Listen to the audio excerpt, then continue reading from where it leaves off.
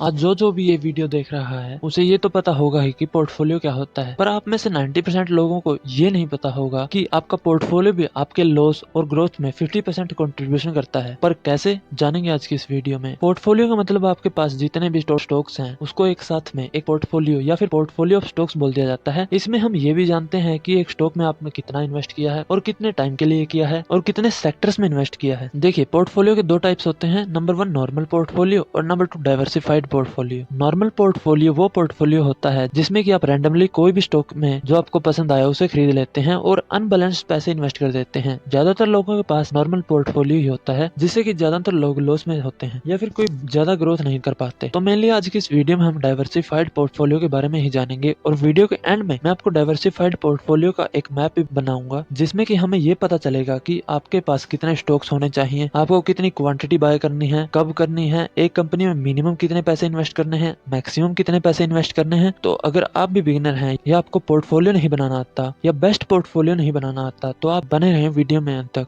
Video शुरू करने से पहले अगर आप हमारे चैनल एंजॉय फाइनेंस पर नए हो तो चैनल को सब्सक्राइब कर लें और बेल आइकन को ऑल पर सिलेक्ट कर लें। तो नॉर्मल पोर्टफोलियो को तो हमने जान ही लिया, अब हम ये जानेंगे कि आखिर आपको बेस्ट डाइवर्सिफाइड पोर्टफोलियो की जरूरत क्यों है और पोर्टफोलियो आपके लॉस और प्रॉफिट को कैसे डिसाइड करता है। तो चलिए हम पहले डाइवर्सिफाइड पोर्टफोलियो को जान लेते हैं डिटेल में। देखिए, डाइवर्सिफाइड का मतलब होता है कि विभिन्न यानी अलग अलग। तो डाइवर्सिफाइड पोर्टफोलियो का मतलब ये हुआ कि आपने पहले ही ये डिसाइड कर लिया है कि मुझे इस टाइप के इतने स्टॉक्स चाहिए, कौन सी कैटेगरी में इन्वेस्ट करना है, कितने स्टॉक्स बाय करने हैं, उनमें से मिनिमम एक स्टॉक में मुझे कितने पैसे इन्वेस्ट करने हैं, मैक्सिमम कितने पैसे इन्वेस्ट करने हैं। तो ये सब अगर आपके पोर्टफोलियो में एक लिमिट में है तो आपका पोर्टफोलियो डाइवर्सिफाई है और 100% ग्रो करेगा ही करेगा। हम ये समझते हैं कि हमारा पोर्टफोलियो हमारी ग्रोथ को कैसे अफेक्ट करता है। फॉर एग्जाम्पल, आज आपको 1 लाख रुपए इन्वेस्ट करने हैं और आपने उस 1 लाख रुपए को किसी एक ही स्टॉक में इन्वेस्ट कर दिया, तो अब आपकी टोटल इन्वेस्टमेंट रिस्क पर टिक गई है। या तो आपका पैसे डूबेगा या फिर ग्रो करेगा। इस रिस्क को आप कम कर सकते हैं, पर कैसे? मल्टीपल स्टॉक्स में इन्वेस्ट करके या डाइवर्सिफाइड करके। क्योंकि अगर आपने 10 स्टॉक्स में इन्वेस्ट किया है और उनमें से 1 या 2 स्टॉक्स डूब भी गए तो आपके 1 लाख रुपए जीरो कभी नहीं होंगे। वो बचे हुए शेयर्स आपके पोर्टफोलियो को ग्रो करने में मदद करेंगे। लेकिन आपने कहीं पर देखा, कुछ लोग कहते हैं कि जितना हो सके अपने इन्वेस्टमेंट पोर्टफोलियो को डाइवर्सिफाई कर दें, और आपने अब क्या किया, 1 लाख रुपए को डाइवर्सिफाई करके 50 स्टॉक्स में इन्वेस्ट कर दिया, यानी कि पर स्टॉक आपने 2000 रुपए इन्वेस्ट कर दिए। अगर हम मान के चलें कि आपके उन 50 स्टॉक्स में से एक स्टॉक ने एक्स्ट्रा ऑर्डिनरी ग्रोथ की और उसने रातों रात आपको 3 गुना रिटर्न दे दिया, यानी अब आपका वो 2000 रुपए का स्टॉक बढ़कर 6000 रुपए का हो गया है, तो उसने आपको कितना रिटर्न दिया वो हम ऐसे कैलकुलेट करेंगे, today value minus invested value. तो उसने आपको 4000 रुपए का प्रॉफिट दिया है। तो अब आपका पोर्टफोलियो बढ़कर 1,04,000 रुपए हो गया है। वैसे सिंगल स्टॉक ने तो आपको 200% का रिटर्न दिया है, मगर टोटल पोर्टफोलियो देखें तो आपको 4% का रिटर्न मिला है। तो आपने उस स्टॉक में अगर ज्यादा पैसे इन्वेस्ट किए होते तो आज आपका पोर्टफोलियो ज्यादा ग्रोथ करता, और अगर आपने ज्यादा पैसे इन्वेस्ट करें और वो लॉस हो जाए, आपका पोर्टफोलियो भी घटेगा। तो इन सब का एक ही सोल्यूशन है कि आप प्रॉपर डाइवर्सिफाइड पोर्टफोलियो के अनुसार इन्वेस्ट करें। तो चलिए हम आपके लिए एक प्रॉपर डाइवर्सिफाइड पोर्टफोलियो तैयार करते हैं। तो चलिए हम पहले बात करते हैं कि आपके पोर्टफोलियो में मैक्सिमम कितने स्टॉक्स होने चाहिए या मिनिमम कितने स्टॉक्स होने चाहिए। तो आइडियली आपके पास मिनिमम 10 स्टॉक्स तो होने ही चाहिए और मैक्सिमम 15 स्टॉक्स होने चाहिए। अगर आप जॉब करते हैं तो आपके लिए 10 स्टॉक्स ही बेस्ट हैं। और बात रही मिनिमम और मैक्सिमम कितने पैसे इन्वेस्ट करने की, तो आपको मिनिमम एक स्टॉक में अपनी टोटल इन्वेस्टमेंट अमाउंट का 5% तो इन्वेस्ट करना ही करना है